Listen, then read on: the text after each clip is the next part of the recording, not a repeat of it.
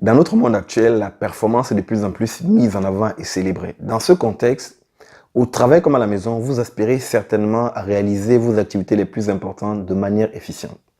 Ce matin, nous touchons la thématique autour de la productivité, de l'efficacité, de l'efficience et de la performance.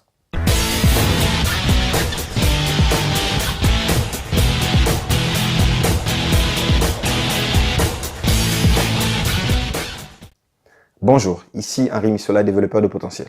Je vous souhaite la bienvenue à la capsule du lundi et j'espère sincèrement que peu importe où vous me suivez, dans la francophonie et en dehors de la francophonie, j'espère que cette capsule vous retrouvera dans une forme magnifique. La capsule de ce matin, je l'ai intitulée « 3 choses à considérer pour exécuter de manière efficiente vos tâches ». Alors que vous avez votre liste de tâches devant vous et que vous êtes prêt à passer à l'action, il est important de s'arrêter et de considérer 3 choses. Ces 3 choses sont le temps disponible, les ressources ou encore les outils et enfin le niveau d'énergie. Avant de rentrer dans le vif du sujet, j'aimerais définir rapidement ce que c'est que l'efficience.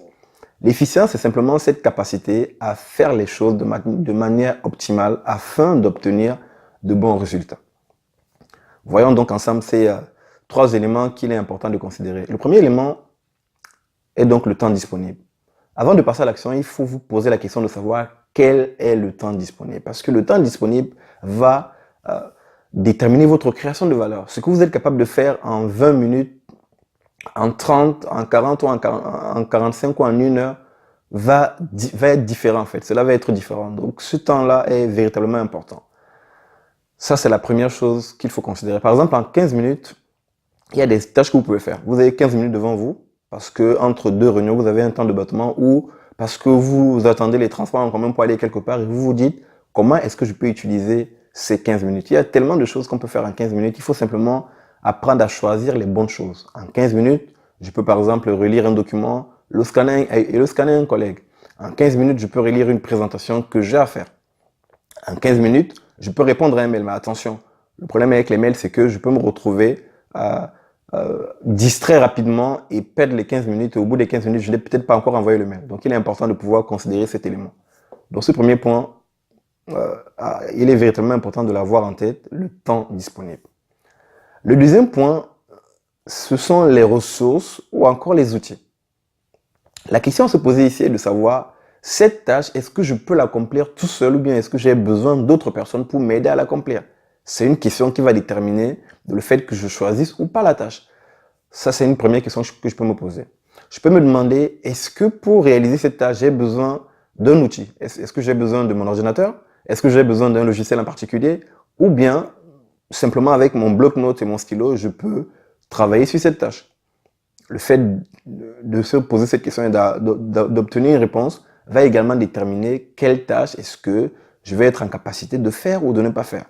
Ces 2 premières questions sont importantes parce que nous ne nous posons pas forcément ces questions, nous nous lançons dans la réalisation des activités et lorsque nous avons commencé à les réaliser, c'est là qu'on se rend compte qu'on n'a peut-être pas assez de temps disponible ou bien qu'on n'a pas nécessairement les ressources ou les outils appropriés pour réaliser ces tâches. Donc, véritablement important d'avoir ces 2 questions en tête.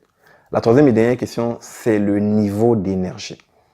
Vous savez, votre niveau d'énergie doit être pris en considération lorsque vous réalisez les différentes tâches. Ce que vous allez faire le matin, lorsque vous avez par exemple passé une très bonne nuit, le matin vous êtes réveillé, vous êtes en forme, le matin est propice à la créativité, le matin est propice à la concentration, le matin est vraiment propice au type de tâches que vous allez conceptualiser, vous allez solliciter votre cerveau pour faire certaines activités que vous ne pouvez pas faire à 16h ou à 18h ou à 20h.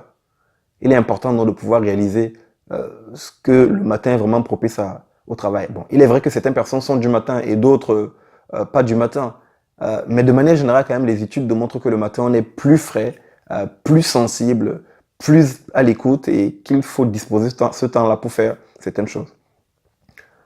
Ce que je veux dire ici simplement, c'est que vous ne pouvez pas, après le déjeuner, à 14h, vous concentrer sur une tâche où vous avez besoin de mobiliser toutes vos ressources cognitives et de pouvoir produire de la valeur. Il est important de réaliser qu'il y a certaines tâches, il faut les faire le matin. Et certaines tâches, par exemple, les mails, au lieu que vos mails vous prennent toute votre énergie le matin, bien évidemment, il y a certains mails importants auxquels il faut répondre dès le matin. mais certains mails, vous pouvez y répondre vers midi, certains mails, vous pouvez y répondre à la fin de la journée.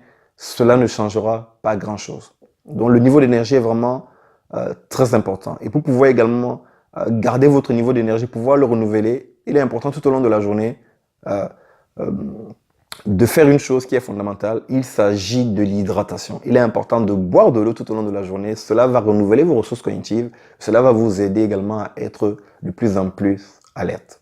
Voilà les 3 choses que je voulais vraiment nous partager ce matin, que nous devons considérer avant de passer à l'action. Quel est le temps disponible? J'ai combien de temps devant moi pour pouvoir faire cette tâche?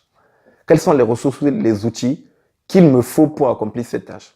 Et quel est mon niveau d'énergie? Est-ce que ce niveau d'énergie me permet d'être concentré? Si ce n'est pas le cas, il vaut mieux ne pas faire la tâche. Sinon, en faisant la tâche, je vais gaspiller mon temps pour rien. Amis Internet, voilà les 3 choses que je voulais partager avec nous ce matin. Prenons le temps de nous arrêter tout au long de cette journée en nous demandant quel est le temps que j'ai, quelles sont les ressources dont j'ai besoin et quel est mon niveau d'énergie avant de passer à l'action. Prenons le temps de les mettre en pratique. Amis internautes, chers communauté, d'ici notre prochaine capsule, sachez que je suis sincèrement reconnaissant de vous compter encore et toujours parmi ces hommes et ces femmes qui semaine après semaine me suivent et m'encouragent à faire ce que je fais. Je vous dis merci de tout cœur. À très bientôt.